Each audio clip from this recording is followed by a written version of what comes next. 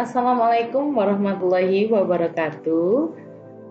Selamat pagi teman-teman. Perkenalkan, nama saya Amilatun Fauzila dengan NPM 17862060004, Program Studi Pendidikan Guru Sekolah Dasar STKIP Bina Insan Mandiri Surabaya.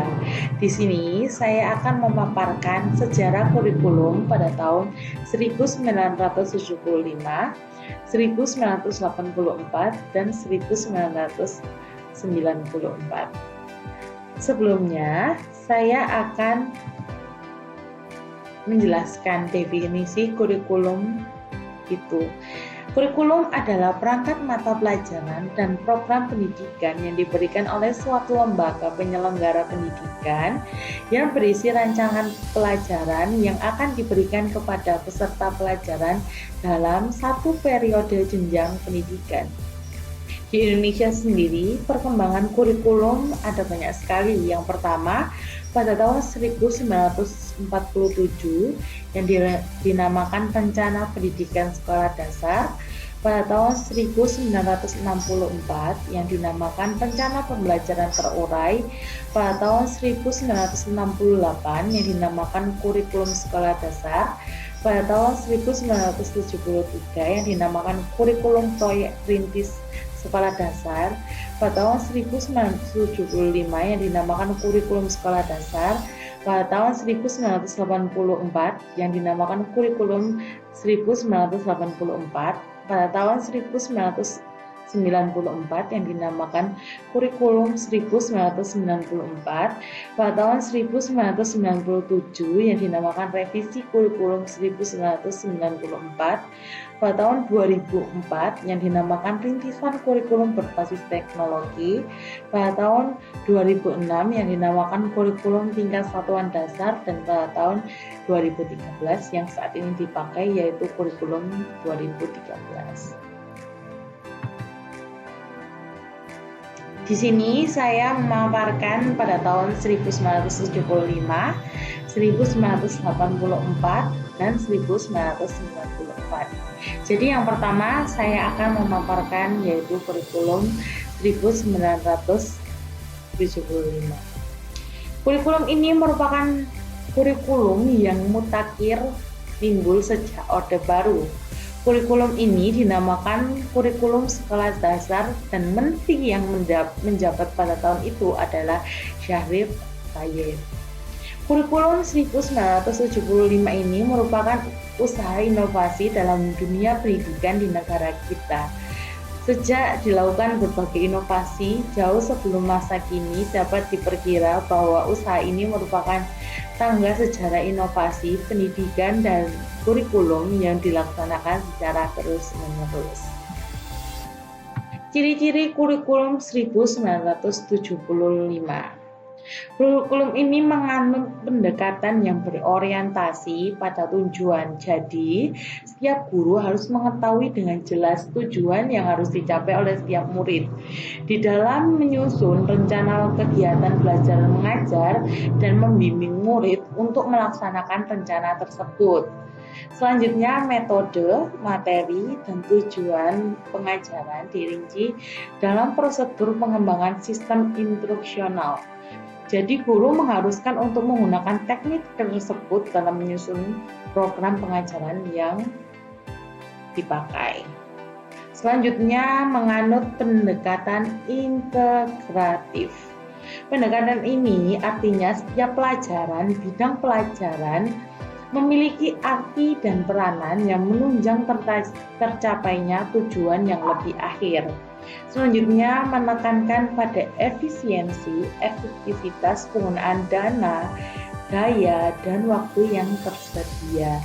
Sistem penyampaian, banyaknya bahan pelajaran disusun dan direncanakan sesuai dengan keadaan dana yang terbatas yang dimiliki oleh sekolah, harus pula disesuaikan dengan daya tangkap para siswa dan ruang serta lamanya perhatian yang mungkin dapat mereka lakukan. Selanjutnya, kelebihan kurikulum 1975. menekankan pada pendidikan yang lebih efektif dan efisien. Maksudnya di sini adalah pada penggunaan dana, daya, dan waktu. Berorientasi pada tujuan. Jadi kurikulum ini berorientasi pada tujuan, yaitu mengingat pentingnya fungsi dan peranan sekolah dalam pembinaan para siswa dan mengingat terbatasnya waktu belajar di sekolah.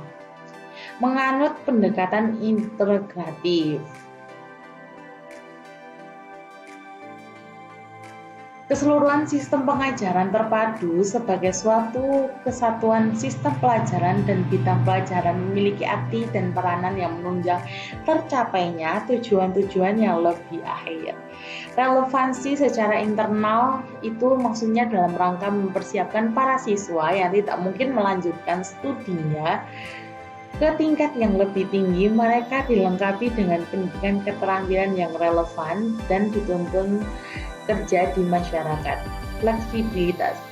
Fleksibilitas di sini adalah adanya prinsip fleksibilitas pada program tersebut. Sekarang kita ke kelemahan kurikulum 1975. Ini saya tulis ada 4, yaitu terdapat ketidakserasian. Terdapat ketidakserasian ini adalah antara materi kurikulum dan berbagai bidang studi kemampuan anak didik. Yang kedua, terdapat kesenjangan. Terdapat kesenjangan ini antara program kurikulum dan pelaksanaannya di sekolah. Terlalu padatnya isi kurikulum. Jadi di sini ada terlalu padatnya kurikulum yang harus diajarkan hampir setiap jenjang. Kreativitas murid kurang berkembang karena didukung oleh konsep kurikulum yang menempatkan guru sebagai subjek dan melakukan pembelajaran di kelas. Selanjutnya kita bahas tahun 1980. Kurikulum ini dinamakan Kurikulum 1984 dengan Menteri Nugroho Noto Susanto. Kurikulum ini menganut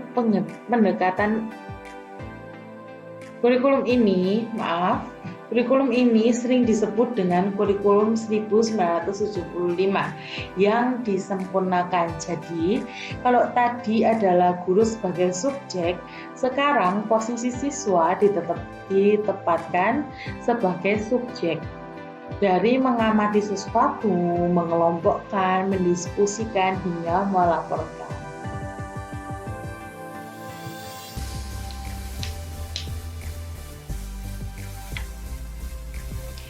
Kurikulum 1984 ini mempunyai ciri-ciri khusus, yaitu proses skill approach yang mengusung pendekatan keterampilan proses yang dinamakan proses skill approach. Meski mengutamakan proses pendekatan, tapi faktor tujuan tetap penting di sini.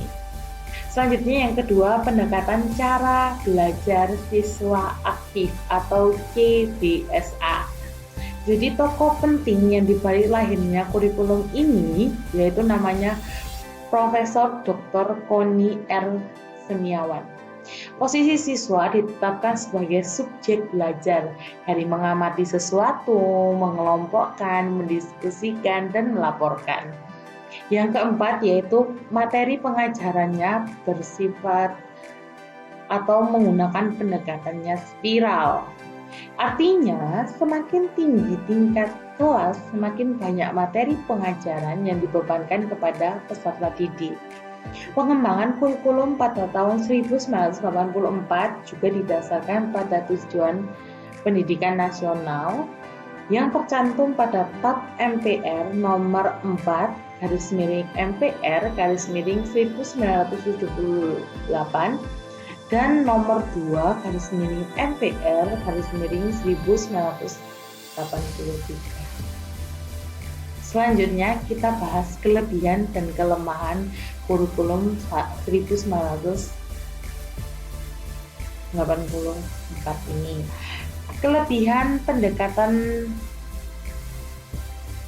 pembelajaran yang diberikan kesempatan kepada siswa untuk aktif. Sedangkan kelemahan, posisi siswa ditetapkan subjek belajar. Dan banyaknya sekolah kurang mampu menafsirkan KBSA. Yang terlihat suasana gaduh di ruang kelas lantaran siswa berdiskusi. Di sana-sini ada tempelan belajar dan yang mencolok guru tak lagi mengajar menggunakan metode ceramah. Selanjutnya kita akan bahas tahun terakhir yang kita bahas pada saat ini adalah tahun 1994. Ini dinamakan Kurikulum 1994 dengan Menteri Wardiman Djodjonegoro. Kurikulum ini adalah seperangkat rencana atau peraturan yang menekankan pada cara belajar siswa aktif secara fisik, mental, intelektual, emosional guna memperoleh hasil belajar yang berupa perpaduan antara pengetahuan, sikap, dan keterampilan. Kurikulum ini berupaya memadukan kurikulum-kurikulum sebelumnya, yaitu pada kurikulum 1975, 1984, dengan materi muatan lokal yang disesuaikan dengan kebutuhan daerah masing-masing. Misalnya bahasa daerah, namun yang terjadi adalah pemadatan materi pelajaran. Ciri-ciri pada kurikulum 1994 ini yaitu perubahan dari semester ke catur wulan atau yang disebut CAWU. Pola pengajarannya berorientasi pada muatan isi atau isi. Jadi yang kemarinnya adalah pola pengajarannya berorientasi pada teori pembelajaran, sekarang berubah menjadi berorientasi pada isi. Bersifat populis, artinya yang memberlakukan satu sistem kurikulum untuk semua siswa di seluruh Indonesia. Selanjutnya, guru menggunakan strategi yang melibatkan siswa aktif. Dalam pelaksanaan kegiatan, guru hendaknya memilih dan menggunakan strategi yang melibatkan siswa aktif dalam belajar, baik secara mental, fisik, maupun sosial. Kelebihan pada kurikulum 1994 ini, penggunaan strategi yang melibatkan siswa aktif dalam belajar, yaitu baik secara mental, fisik, maupun sosial. Pengajaran hal yang konkret ke hal yang abstrak. Contohnya, dari hal yang mudah menjadi hal yang sulit, dari hal yang sederhana ke hal yang kompleks. Selanjutnya adalah kita bahas kekurangan pada tahun 1994, yaitu aspek yang dikedepankan dalam kurikulum 1994 ini terlalu padat. Konsep pembelajaran satu arah dari guru ke murid, sehingga menjadikan beban belajar siswa terlalu padat karena terlalu banyaknya materi atau substansi materi pada mata pelajarannya, dan juga materi pembelajaran yang dianggap terlalu sukar atau tidak relevan dengan kehidupan sehari-hari, dan pengulangan materi yang dianggap sulit perlu dilakukan untuk pemantapan pemahaman. Sekian paparan sejarah pada tahun 1975, 1984, dan 1994. Kurang lebihnya saya mohon maaf. Wassalamualaikum warahmatullahi wabarakatuh. Stay healthy teman-teman.